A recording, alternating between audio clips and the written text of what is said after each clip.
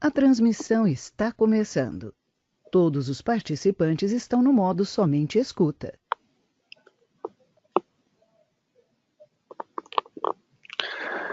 Bom dia, pessoal. Sejam muito bem-vindos a mais um webinar da Fronius. Então, estamos aqui para falar mais uma vez, né, sobre um conteúdo muito interessante. Dessa vez a gente vai falar sobre os menus dos inversores, né, os menus ocultos. E com certeza vai ser bem instrutivo. Então, hoje o seu time Fronius vai ser composto por eu, né, Bruno Lopes. Então eu vou passar esse conteúdo para vocês. E hoje quem está aqui comigo é o Daniel Lírio. Ele vai ficar ali na parte de perguntas e respostas. Tudo bem, Lírio? Tudo bom? Bom dia, pessoal. Caso vocês tenham alguma pergunta, vocês podem mandar diretamente aqui no webinar que a gente vai estar respondendo. E assuntos relevantes, assim, que sejam comuns a todos, né? Nós iremos passar essa pergunta para ajudar mais colegas, né? Então, sejam bem-vindos e tenhamos um ótimo webinar hoje. Não, muito legal. Assim, é importante, né? Se vocês tiverem alguma dúvida, já escreve no chat na hora, que dependendo a gente pode falar na hora mesmo, né? Sem deixar para o final. E no final, com certeza, vai ter aquele tradicional tempo, né, de perguntas e respostas para a gente ajudar vocês aí, tá bom? Então, a agenda de hoje, ela está definida da seguinte forma. Primeiramente, a gente vai falar um pouquinho do display do inversor, né? Visão geral, como que funciona ali aquela tela do inversor. A gente vai falar sobre os menus comuns do inversor, né? Que está disponível para todo mundo. E por último, a gente vai falar sobre os menus ocultos, que é necessário o acesso por meio daquele código, né? Dos códigos de acesso, certo? Vamos começar aqui pela visão geral. Então, basicamente, esse é o display do inversor. E cada parte desse display representa uma função, basicamente, né? Então, vamos começar aqui pelo display, de fato, onde aparecem as informações elétricas, quanto que o inversor está produzindo, né? É o visor LCD. Aqui, o número 2 é o 2, 3 e o 4, né? São os LEDs de status do inversor. Então, o LED vermelho. Quando o LED vermelho está aceso, significa que o inversor está em falha. Quando o LED laranja está aceso, significa que o inversor está fazendo a leitura da rede, né, para se conectar. E quando o LED verde está aceso, significa que o inversor está produzindo sem nenhum tipo de problema. Aí temos aqui, só um instante. Certo, legal. Então, aqui a gente falou sobre os LEDs de status, né, sobre o display do inversor no equipamento. 5, 6 e 7 e 8, né, são os botões de navegação. Então, 5 e 6 são os botões ali para um lado, para o outro, ou para cima e para baixo, né, dependendo da função que você tiver. O terceiro botão da esquerda para a direita é o botão retorno. E é justamente esse botão que a gente acessa para verificar aqui aqueles códigos de acesso, né? Então a gente tem que tocar normalmente 5 vezes nesse terceiro botão da esquerda para a direita.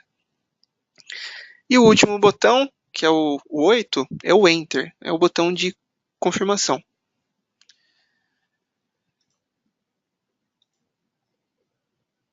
Então, vamos falar aqui de uma forma resumida sobre os menus comuns do inversor. Então, esse aqui é o menu agora, né? Sempre que o inversor ele fica produzindo por muito tempo, sem ninguém tocar na tela, automaticamente aparecem essas informações na tela do inversor, que são a indicação de produção, né? Então quanto que o inversor está produzindo naquele exato momento, então potência instantânea. Se você apertar os botões de navegação, aqueles que vão para baixo, para cima, você vai ter a indicação dos dados elétricos. Então ali você vai conseguir ver tensão, corrente, isso tanto da parte de corrente alternada quanto da parte de corrente contínua também. Logo em seguida, temos o menu Setup. No menu Setup, a gente tem todas as parametrizações de comunicação. Então, ali a gente consegue configurar o monitoramento, né? Ativar o ponto de acesso Wi-Fi do inversor para, assim, prosseguir com as configurações de monitoramento. No menu Setup, a gente também tem os ajustes de display, data e hora. Então, ajuste de display seria brilho, desligar ou ligar a iluminação do inversor, contraste, entre outros. Também temos a questão da configuração USB. Então, sempre que você quer fazer uma atualização de software via USB, ou talvez quer fazer a coleta de dados via USB, é nessa opção ali dentro do setup que você vai encontrar essas opções, né? Então, ali também, na hora de retirar o USB é muito importante, tem a opção de você remover hardware com segurança. Então, sempre que for tirar o USB do inversor, o pendrive, tem que removê-lo com segurança. Essas configurações estão dentro desse menu Setup. Menu Info. Esse menu Info ele é bem importante porque tem aquela questão das concessionárias, né? Quando eles vão fazer a vistoria do projeto, normalmente eles querem ver os valores de tensão, de corrente, as parametrizações que estão configuradas no inversor para fazer a aprovação. Então, ali você vai conseguir todas essas informações ali no menu Info, né? Informações do aparelho. E além disso, você consegue outras informações elétricas, como o valor de tensão de corrente contínua e também o valor de isolação, né, medido em ohms. Então, muitas vezes, a isolação do sistema está baixa, o inversor não está se conectando, ou então o inversor está dando um aviso ali de tensão muito baixa na parte de corrente contínua. Acho que uma primeira tratativa, que é bem interessante, é verificar se está chegando tensão no inversor, né? Ou verificar se o valor de isolação que está sendo medido é um valor alto. Então, menu Info e indicadores, né? E ali você vai verificar os valores de tensão e de isolação. E também no menu Info você consegue ter a visualização dos status. Então, ali você consegue os últimos 5 status que o inversor indicou. Menu Log. Basicamente, esse é o menu de registro, né? Ali você consegue ver os valores, o histórico, né, de valor de tensão, a máxima tensão de corrente alternada e a máxima tensão de corrente contínua que o inversor recebeu. E também consegue ver tudo que o inversor já gerou, né? As horas de operação. Por último, o menu gráfico. Basicamente, são os gráficos de geração, né? Aquela mesma visualização que você vê no SolarWeb.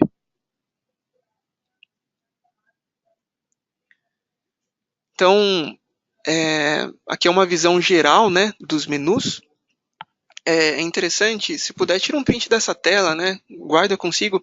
É bem interessante que, às vezes, você está procurando uma função específica no equipamento e, através dessa imagem, você consegue achá-la com uma facilidade muito maior.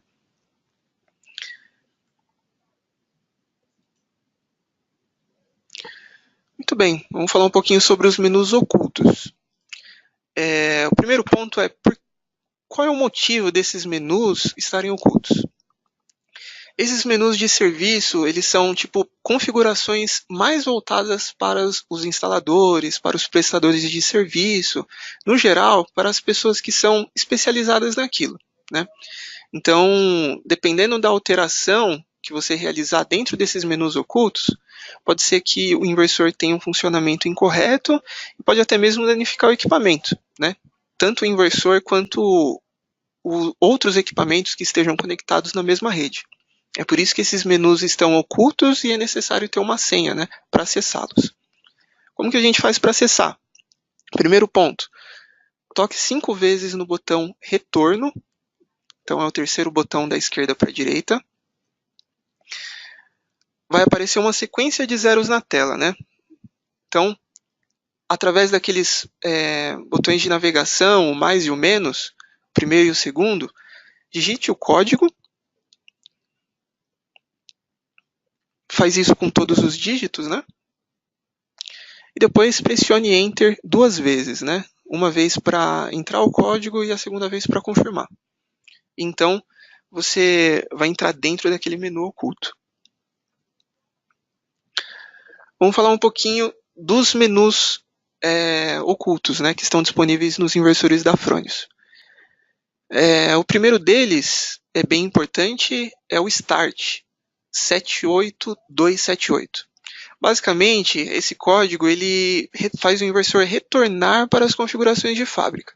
Então, digitou 78278, vai aparecer essa imagem aqui, para você configurar o idioma, depois você vai configurar o setup do país, fazer as configurações de data, hora, MPPT.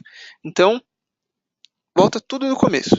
Um ponto importante é, quando você digita esse status, os dados de geração, né, tudo que o inversor gerou, não é resetado, continua lá, né? Então, todas as informações de registro permanecem a mesma.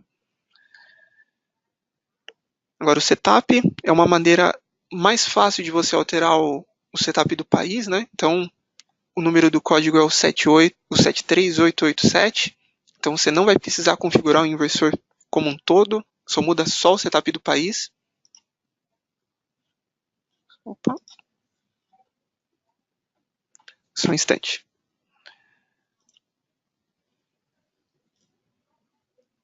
Voltou.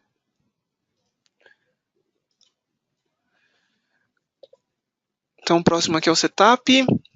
Tem o menu Basic, que é o 22742. Então, ali você consegue ter informações sobre o MPPT, sobre o registro de dados, né?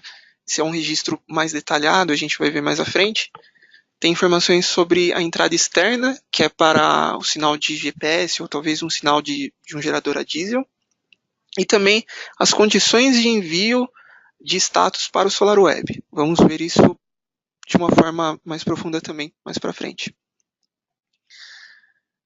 Temos um outro ponto que é bem interessante, que é o menu Block, que é o 12321. Então, o que faz esse código? Basicamente, bloqueia o acesso ao menu de configurações, ele bloqueia o setup. E aí, se você quiser acessar de novo, você tem que tocar 5 vezes no botão voltar e colocar o código novamente, ele desbloqueia. Certo. 22742, menu Basic, né? Então, aqui você consegue ativar e desativar, né, as MPPTs do inversor. Tem a questão da entrada externa, né? Para que isso é usado? Então, principalmente nos inversores ecos, que já vem com DPS, como que aquele DPS está basicamente dentro da base do inversor, você não consegue ter as informações, né, se ele atuou ou não. Então, sai um cabo ali do DPS e é para ser conectado nessa entrada aqui do inversor. Então, o eco ele já vem pré-configurado para isso, né? Se o DPS atuar, você vai ter um status na tela do inversor para avisar isso. Essa entrada, ela pode ser usada de outras formas também. Então, normalmente, ela é usada como sinal do gerador, né? Às vezes o cliente tem um gerador a diesel e quando o gerador entra em operação, o inversor precisa desconectar por causa de corrente reversa, para não danificar o gerador. Então, você pode colocar o relé do gerador aqui nessa entrada do inversor, é um contato seco, e quando o gerador entrar, pode mandar um sinal para o inversor parar de produzir. Então, assim, os principais usos dessa saída externa são esses, né? Para o sinal de falha de DPS e também para o sinal do gerador. Envio de dados ao SolarWeb, condições de envio. Ali você também consegue configurar isso. Basicamente, não são todos os status que acontecem no inversor que vão direto para o SolarWeb. Tem algumas condições que precisam ser satisfeitas, né? E normalmente é a quantidade de vezes que o status ocorreu no local. Isso tudo por quê? Quando um status é enviado para o SolarWeb, o cliente recebe um e-mail, né? E muitos clientes não querem ser incomodados com cada status que acontece no inversor. Vou dar um exemplo. No final da tarde, o inversor ele fica indicando aquele status 307, que é baixa tensão de corrente contínua. Então, imagine, né? Todo dia você receber um status 307 na sua caixa de e-mail. Isso não é legal. Então, dentro desse menu 22742, você consegue fazer a configuração, né? Então, aumentar a quantidade de status ou diminuir a quantidade de status para enviar para o SolarWeb. Só pegando um gancho aqui nessa informação, o padrão que vem configurado de fábrica é de 50 vezes o status ocorrer no inversor para aparecer uma mensagem no SolarWeb. E esse parâmetro ele é configurável através deste menu que o Bruno está mostrando para no mínimo 10 vezes. Então você tem um range lá de 10 vezes até um valor bem alto, de 300, alguma coisa assim. E também o tempo, né? Você consegue definir o tempo que o status ocorreu. Se ele ficar por muito tempo, ele vai dar o status e tal. Então, todos esses detalhes são configuráveis, né? Tanto a frequência que ele ocorre e o tempo de exposição do status. Não, legal, né? Então, tem essas informações ali, isso é configurável. Então, isso depende muito do cliente, né? Então, tem cliente que, de fato, quer estar a par de tudo que está acontecendo. Então, basta configurar ali para as 10 vezes, né? Para o mínimo. E dentro desse menu 22742, o Basic também tem a função de registro USB. Então vamos lá. No setup do inversor, se você entra só nas configurações básicas do inversor e ativa o registro USB, esse registro, o inversor registra dados apenas de 5 em 5 minutos. É o tempo mínimo, né? Então dá para você configurar de 30 até de 5 em 5. Agora, dentro desse menu Basic, você consegue ativar o registro de eventos detalhados. Então, o inversor vai gravar as informações no pendrive de 5 em 5 segundos. Então, às vezes, está acontecendo algum problema na instalação e a gente não tem muita ideia do que pode estar relacionado. Ativar esse registro de eventos detalhado pode nos ajudar bastante a encontrar a solução. Certo, vamos continuar. Tem outros códigos, né? Tem o código error, que é o 37767. Então, basicamente, com esse código, você consegue ter a visualização histórica de todos os status que aconteceram no inversor, desde a primeira vez que ele foi instalado. É bem interessante também. É um pouco difícil a visualização, porque são muitos status, né? Então tem que ter um pouco de paciência. E também tem o menu Prof. Então, esse menu Prof, a gente não pode passar o código, né? Ele é um código restrito apenas para os profissionais da área, justamente por quê? Porque ali você tem acesso aos parâmetros de segurança do inversor. Então, você consegue configurar os limites de tensão, os limites de frequência, o tempo de reconexão do inversor. Você também consegue fazer a configuração do fator de potência dinâmico. Também tem algumas configurações avançadas de controle, né? Então tem aquele controle de potência em função da tensão ou frequência, que é bem usado, às vezes quando o cliente tem aquele problema de tensão alta na rede, né? E também tem aquele controle de fator de potência em relação à tensão. Então, é um menu mais específico, mais voltado para os profissionais da área, dependendo das configurações que você colocar ali no inversor, pode sim danificar alguma carga ali na instalação, né? Então, imagine, o inversor ele é configurado para desarmar com 242 volts. Se você altera a configuração para 270, a tensão de fato pode chegar a 270 volts e tem algumas cargas que não suportam uma tensão tão alta. E isso pode acabar danificando essas cargas, né? É por isso que precisa entrar em contato conosco por e-mail, né? Por e-mail do pv.service.brasil e fazer a solicitação desse formulário. Basta preencher, encaminhar para a gente, né? E logo em seguida a gente retorna com o código e também com algumas explicações de como fazer as alterações. Então, mais uma vez, esse daqui é um resumo, né, dos menus. Então, tem o menu Basic, o Country, Error, Keylock e o menu Prof. Mais uma vez, tira um print da tela e leva consigo, né? Então, às vezes está na instalação, não lembra direito o código para alterar em PPT, ou então acabou fazendo uma configuração errada no começo do inversor. tem essas informações que pode ajudar bastante ali em campo. Pessoal, basicamente essas foram as informações que eu queria passar para vocês hoje, né, que a gente preparou para passar para vocês. E vamos dar uma olhada aqui no chat para ver se tem alguma dúvida do pessoal. Tem alguma dúvida? Não, acho que o pessoal tá entendendo muito bem já sobre os inversores Frones, né? Não tem nenhuma dúvida específica. Ou o tema também acho que foi bem apresentado, né? É importante saber cada código, né? Para que ele funciona, como está nesse panorama aí do slide que o Bruno colocou, né? E vocês também podem certamente acessar o nosso canal de atendimento, né, que é o nosso e-mail lá do PV Service, o nosso telefone, mas parece que tem uma pergunta aqui, Bruno, sobre DPS, ele queria ter um contato aqui, perguntando sobre o DPS, você pode voltar naquele slide do DPS, explicar para ele sobre a entrada do DPS? Ah, certo, legal. Deixa eu encontrar o slide aqui. Basicamente essa entrada aqui, ó. Então essa é a entrada do inversor. Tem DPS que ele tem um sinal de aviso, né? Principalmente no caso do inversor eco. Então o eco ele já vem com aquele DPS na base e ele tem esse sinal de aviso. É um cabo que sai dele. Então precisa conectar aquele cabo justamente nessa entrada aqui do inversor.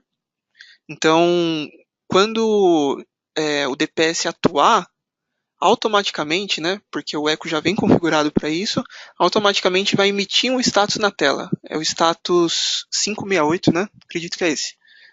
Isso, pode dar o status 568 ou 668. Aí depende do tipo de configuração que você fizer, se vai ser normalmente aberto, fechado, mas assim, ambos esses status não impedem o inversor funcionar, porém é um alerta, né, um alarme de que o DPS foi atuado. Agora, quando você não configura isso, quando você pega um inversor novo, vai configurar o comissionamento dele, é muito comum já dar esse status 568. Então é importante fazer essa configuração, porque se um dia atuar, você não vai saber se foi por falta de configuração ou se de fato atuou o DPS, né? Então é importante você atentar a esse tema aí. Isso é interessante esse ponto que o Daniel falou, porque assim, a gente recebe muita demanda, às vezes o cliente vê esse status 568 e liga pra gente meio desesperado assim, não, o que está acontecendo com o meu inversor? Ele não está produzindo, está com algum problema? Não, na verdade, apenas esqueceu de conectar aqui o cabo do DPS na entrada do inversor. E visto que o inversor não está recebendo sinal nenhum, ele vai indicar o status, né? Ele está indicando ali, entre aspas, que o DPS está atuando. Então, na configuração do eco, no comissionamento do eco, não pode esquecer de fazer essa conexão. Alguma outra pergunta? Então, ainda relacionado a essa entrada do DPS, algumas pessoas estão com dúvidas sobre o gerador, né? Na verdade, assim, essa mesma entrada, ela também pode ser configurada um sinal externo vindo no gerador. Então, por exemplo, quando você tem um gerador associado ao inversor, o inversor ele precisa de tensão da corrente alternada para funcionar, né? Seja da concessionária, ou seja, se ele enxergar alguma tensão da rede, no caso pode vir de um gerador, né? Então assim, para o gerador de backup, né, quando ele entrar na instalação, o inversor não funcionar junto com ele, porque pode provocar corrente reversa e danificar a parte do gerador, você pode inibir o inversor funcionar através desse contato, entendeu? Dessa saída. Então é basicamente isso, entendeu? O pessoal está perguntando se na mesma entrada, por exemplo, se eu tiver um DPS e um gerador configurado, eu uso o mesmo sinal, uso a mesma entrada, você na placa de monitoramento tem outras entradas ali, que você pode também fazer outros controles, entendeu? Então assim, se vocês quiserem mais detalhes sobre essas ligações e tal, vocês podem mandar por e-mail do suporte técnico, que a gente consegue detalhar um pouco melhor, com algum diagrama, algo mais específico, né? Então é basicamente isso. Legal. Eu vi aqui uma pergunta, acho que do Mauro Tomás. Ele perguntou se ele tem a opção de ter DPS interno em todos os inversores, não apenas no eco. Então, essa pergunta está um pouquinho fora do tema, mas atualmente apenas o inversor eco possui essa opção de DPS, certo? Nos outros inversores a gente não tem essa opção.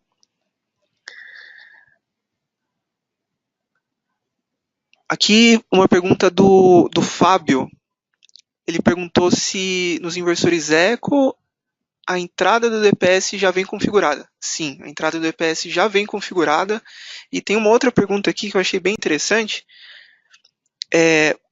Foi a questão se a notificação, se o DPS atuou, vai para o SolarWeb, aquele status 568. Sim, ele vai para o SolarWeb. Então, se o inversor identificar esse status 568 por no mínimo 10 vezes, que é o que acontece, né? Então são segundos praticamente, essas informações elas vão para o SolarWeb e você recebe uma notificação por e-mail. Tem uma pergunta aqui da Diná Meirelles, que ela pergunta assim: quando a gente recebe algum código de erro, né, seja no SolarWeb, ou você encontra esse código no inversor, se existe algum manual que mostre qual o significado desses status, né? No manual do inversor, que vai junto com o inversor, e você consegue também buscar esse manual no site, já existe uma lista pré-pronta, vamos dizer assim, com os principais status que ocorrem no inversor. Caso tenha dificuldade de interpretar esses status ou não apareça o status que você precisa, você pode entrar em contato com o distribuidor Fronius ou com nós do suporte técnico também, para a gente poder te explicar melhor sobre esse status, quais são as possíveis soluções, né?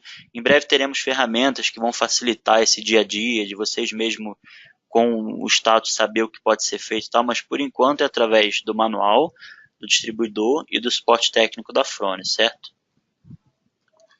Não, legal. A gente tem aqui uma pergunta também do Paulo Teodoro. Ele perguntou se configurar um inversor para trabalhar com 200 volts poderia gerar algum problema no inversor.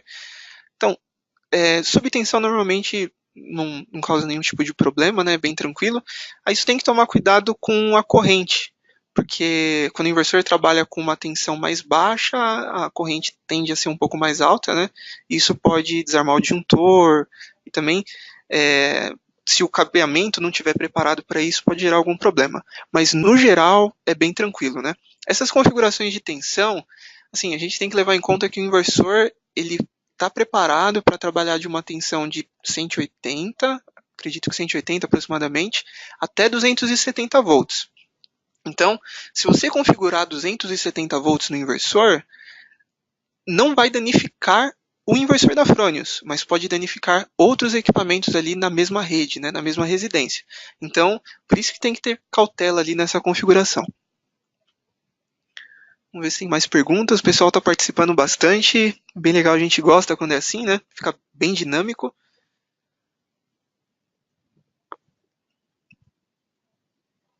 Vamos ver, tem alguma outra pergunta? Você viu aí, Daniel? Não, basicamente é isso. Mais dúvidas sobre o DPS, sobre o gerador, né? Sobre o gerador também tem a opção de você usar o GIN 7, que é um acessório da Fronius para funcionar o inversor junto com o gerador. Já é um outro controle, que ele faz controle de potência de saída do gerador, com tensão, isso é uma coisa mais específica, não faz muito parte desse tema, teremos a oportunidade de explicar mais sobre esse assunto no outro tema, né? Também estão sendo sugeridos outros temas de webinar, como atualização de inversor e etc. A gente, assim, tem um canal no YouTube da Fronius do Brasil, né, do Solar, que já tem todos os webinários feitos no passado, inclusive esse vai ser gravado lá também, algumas pessoas também estão perguntando sobre isso, que você pode talvez encontrar esse tema lá no passado, provavelmente já foi falado sobre isso. Porém, assim, a gente tem agenda esse ano para novos temas, e com certeza, se não foi falado, será falado em breve, tá? Mas caso você tenha alguma dúvida imediata, etc., você pode contatar o suporte técnico. Eu coloquei para algumas pessoas aqui o nosso e-mail, é o pv.service.brasil@fronius.com, né? Então por lá você tem já um atendimento imediato que nós iremos responder o seu e-mail, mas em breve teremos outros temas de webinar para exemplificar mais casos, destrinchar um pouco melhor o assunto, né? Então acho que basicamente de perguntas, Bruno, é isso, né? Não tem muito mais novidade aqui, e é isso. Não, legal, Daniel. Então, pessoal, muito obrigado pela participação, pela atenção, pelas perguntas, né? Isso torna o webinar muito mais dinâmico. E se você tiver alguma sugestão para os próximos webinars ou tiver alguma dúvida a respeito desse programa que a gente faz, né, de treinamento online, pode encaminhar ali para o saque da Fronius. O e-mail é saque@fronius.com. Se tiver alguma dúvida técnica, tem o nosso número e também tem ali o nosso e-mail, né? Assim como o Daniel já tinha informado, pv.service.brasil. Ali também tem um canal de vendas. vendas.solar@fronius.com. Perdeu algum outro webinar? Entra no canal da Fronius, né? Então, o canal da Fronius é Fronius Solar no YouTube. Ali tem a playlist, escolha a playlist Fronius Brasil. Ali vai ter todos os webinars que nós já fizemos anteriormente, tá bom? Pessoal, muito obrigado pela atenção de vocês e tenham uma boa tarde, né? Um bom dia aí de trabalho para vocês, tá bom? Falou, pessoal, bom dia e até o próximo. Tchau, tchau.